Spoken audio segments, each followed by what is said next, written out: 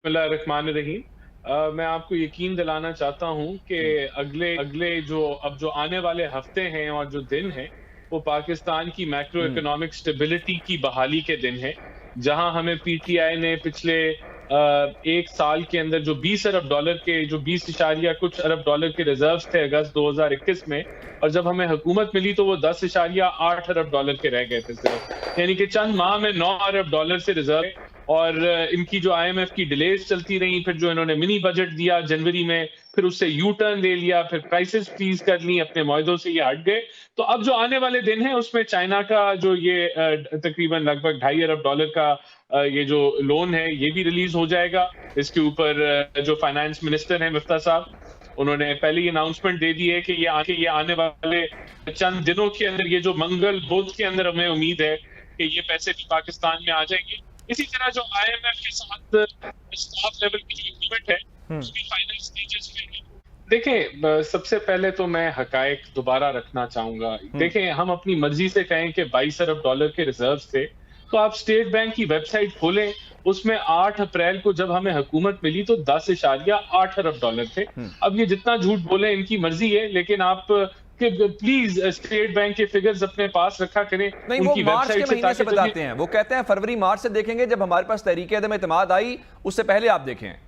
नहीं, नहीं, देखिए, हमारी जब इनकी हुकूमत आखिरी दिन तक ये हुकूमत में थे, 7 अप्रैल को भी थे, और ये तो जो है जाने की पूरी चिपके हुए थे च्युइंगम की तरह, जिस तरह हाँ, बालों में चिपक जाए। तो देखें, एक तो ये हकायक हो गया, और जो डॉलर जो गिर रहे थे ना रिजर्व्स, वो ये इन हफ्तों में नहीं गिरे। इन हफ्तों में तो शायद 500-600 मिलियन जो है वो डॉलर से गिरे, लेकिन यही रिजर्व्स 20 अरब डॉलर पे थे अगस्त 2021 में। हुँ, ये लगातार गिरते रहे, और जो आईएमएफ का प्रोग्राम था ये स्टॉल था, ये मुकम्मल नहीं हो रहा था। तो जनवरी में इन्होंने 350 अरब का मिनी बजट दिया, हुँ, यानी कि इन्होंने आईएमएफ के मुआहदे को बिल्कुल मजबूती के साथ आगे ले जाने के लिए 350 अरब का मिनी बजट दिया।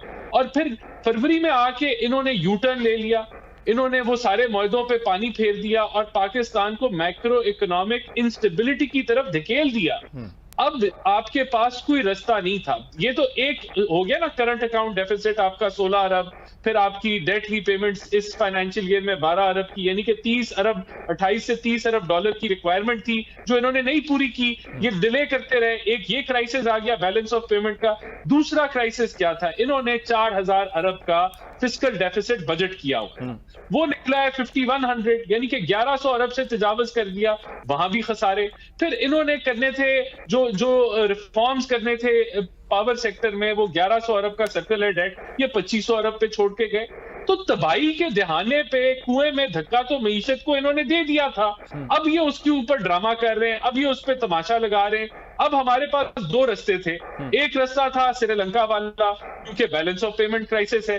दूसरा रास्ता था आईएमएफ के जो इनके मुआहदे हैं, जो जो आम पब्लिक पे आ गए, सोशल मीडिया पे आ गए, इन्होंने जो मुआहदों पे दस्तखत किए हैं उन्हीं को हम आगे लेके जा रहे हैं, क्योंकि अब कोई रास्ता नहीं है।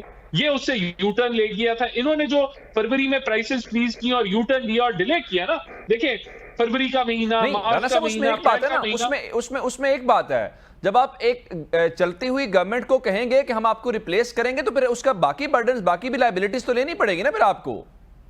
जब आपको इल्म था लाइबिलिटीज कि हम आपको मुआहदों का नहीं, इल्म नहीं था, आपको नहीं पता था कि उमर, आईएमएफ के वो प्लान के अंदर गवर्नमेंट मौजूद है पहले से। उमर, हम तैयार हैं, हम तैयार थे, लेकिन जो इन्होंने यू टर्न लिया जानते हुए, जो हम बारूदी सुरंगों की बात करते हैं, वो तो मुल्क दुश्मनी थी, वो तो फाइनेंशियल क्राइम था कि ये पॉलिटिकल प्रेशर इन पे आया। इन्होंने कहा जी हम आईएमएफ के मुआहदे को खराब करते हैं, हम प्राइसेस फ्रीज करते हैं, हम मराद देते हैं। उस मुआहदे को आपने डिले पे डाल दिया। तो यही तो इनसे सवाल है कि ये अगर पॉलिटिकल प्रेशर आ रहा था तो आपने मुल्क मुखालिफ फैसले करके इस मुल्क को कुएं में धकेल दिया। वो नहीं करना चाहिए था। पॉलिटिकल प्रेशर अगर आ रहा था उसका मुकाबला असेंबली में करते, वो हार गए, चुप करके निकल जाते, लेकिन इन्होंने गन डाला, और उस गन का जो जो जो बोझ है अब वो हम उसको दुरुस्त कर रहे हैं। और मैं आपको बड़े यकीन से बता दूं कि इंशाल्लाह कोई डिफॉल्ट नहीं है। हम लोग मैक्रो इकोनॉमिक स्टेबिलिटी की तरफ दोबारा बहाली की तरफ जा रहे हैं। और ये जो बजट दिया है ये फिस्कल कंसोलिडेशन का बजट है। हमने जो फिस्कल डेफिसिट 8.5% पे था, उसको हम इंशाल्लाह अंडर 5% पे लेके आएंगे, जो हमारा टारगेट है। इसी तरह जो करंट अकाउंट डेफिसिट 16 अरब का किया, जो 4-4.5% जीडीपी का था, उसको हम नीचे 2% पे लेके आएंगे। हम इन सारी चीजों को कंट्रोल करेंगे और इसलिए हमने 5% का जो ग्रोथ टारगेट है वो रखा है। और ये एक स्टेबलाइजेशन का बजट है। हमें मुश्किल फैसले लेने हैं, लेकिन मैं यकीन से आपको कहता हूं कि मुझे अगले 2 क्वार्टर्स के बाद इंशाल्लाह आसानियां नजर आ रही हैं बेहतरी की तरफ। इंटरनेशनल कमोडिटी खान प्राइसेस साहब भी तो कल जरा कह रहे थे कि इस बजट को ना आईएमएफ मंजूर करेगा और ये कोई 1.5 महीना गवर्नमेंट नहीं चल पाएगी। कल उन्होंने सहाफियों के साथ जो मुलाकात की है। देखिए, खान साहब ने तो वो 50 लाख घर भी बनाने थे, वो 3.5 लाख नहीं बनने, वो 1 करोड़ नौकरी भी 4 साल में नहीं दे सके। तो खान साहब का तो काम है कि वो तमाशा लगाएं, तकसीम करें। वो उनको चाहिए वो असेंबली में आए और हमें आईना दिखाएं। वो क्यों भागे हुए हैं असेंबलियों से? उनको तो चाहिए असेंबली में बैठ के हमें टफ ऑपोजिशन करके दिखाएं, हमें हकीकी ऑपोजिशन करके दिखाएं। लेकिन इनका काम है जलती पे तेल फेंकना, इनका काम है उकसाना। नहीं, देखें, बड़ा फर्क है। इसको हमें सबको एक रंग में नहीं पेंट कर देना चाहिए। देखें, हमारे इनके दौर में तो जेलों में डाला गया 2-2 साल और केस रेफरेंस नहीं दायर हुआ, यानी कि इन्वेस्टिगेशन स्टेज के ऊपर जो है लोगों को बंद कर दिया गया, कोई केस था ही नहीं। हमने कोई ऐसा काम अब तक नहीं किया, हमने किसी को गिरफ्तार नहीं किया।